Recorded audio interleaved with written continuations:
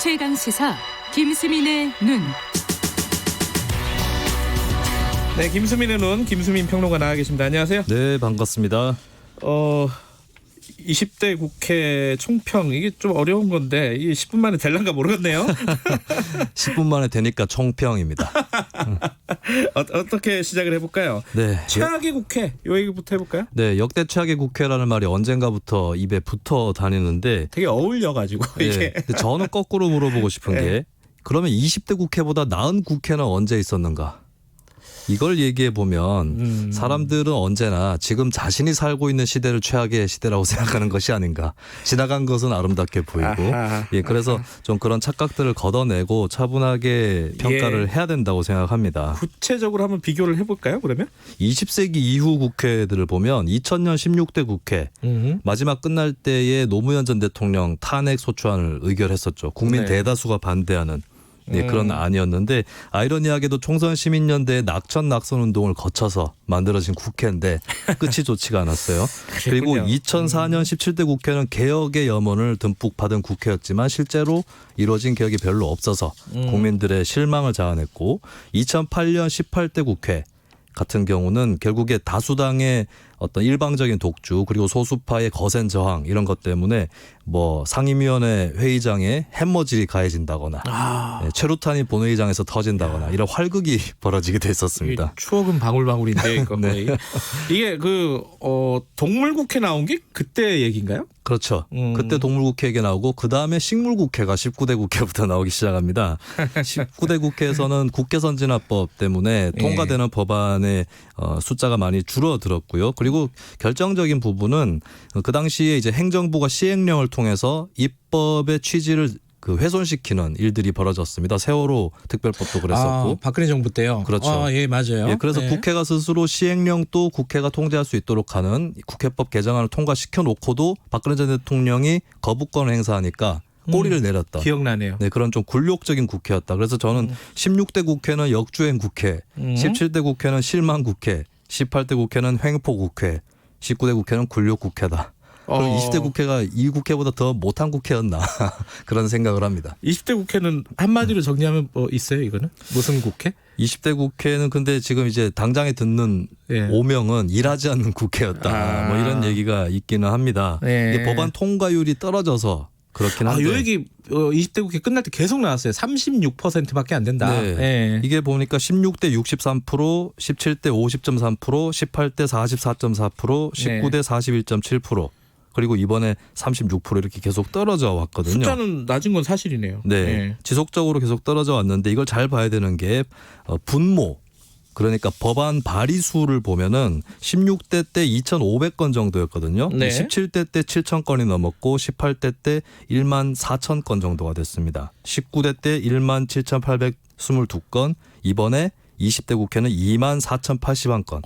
법안 발의 수가 확 늘어났던 것이죠. 거의 10배네요. 네, 의원 한 명의 입법 활동은 상당히 활발하게 벌어졌었다. 네. 네, 법안 발의 수가 아무래도 확 기하급수적으로 늘다 보니까 법안 통과율도 낮아진 측면이 있다는 것을 좀 말씀드립니다. 이게 근데 2만 건 넘게 발의됐는데 또 상당수는 뭐 자꾸 하나 고치고 막 이런 것들이잖아요. 또 법안 그런 보면은, 것도 그죠? 포함이 돼 있죠. 예.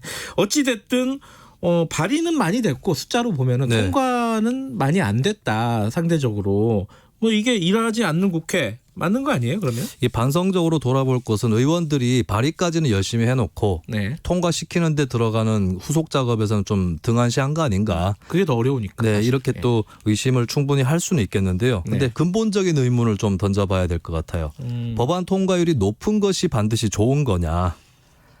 어떤 국민이나 정치인 입장에서는 저 법안은 통과가 안 됐으면 하는데 그렇죠. 라고 하면서 길을 쓰고 반대하는 것이 있을 테고 그것 때문에 지금까지 국회들이 뭐 파행을 많이 겪어왔습니다. 그러다 네. 보니까 내가 싫어하는 법안 통과를 막기 위해서 저쪽에서 싫어할 수도 있는 법안을 또 통과 못 시키게 하는 그러니까 서로 간에 좀 법안 통과를 신중하게 하자고 하는 그런 취지가 네. 국회 선진화법에 반영이 되었던 거죠. 그래서 과반 의석만 확보해서는 안 되고 한 5분의 3 정도는 확보를 해야 안정적으로 법안을 통과시킬 수 있는 이 국회 선진화법 때문에 법안 통과율이 낮아진 측면이 또 분명히 있다라고 아하. 볼 수가 있겠습니다. 예. 120석 이상의 의석을 확보한 정당 하나만 있어도 이 국회 선진화법상의 어떤 법안 저지선 확보가 가능하기 때문에 그리고 20대 국회 내내 그런 정당이 또 있었죠. 이런 구조적 이유가 있기 때문에 법안 통과율이 낮아져 왔다라고 볼 수 있겠습니다.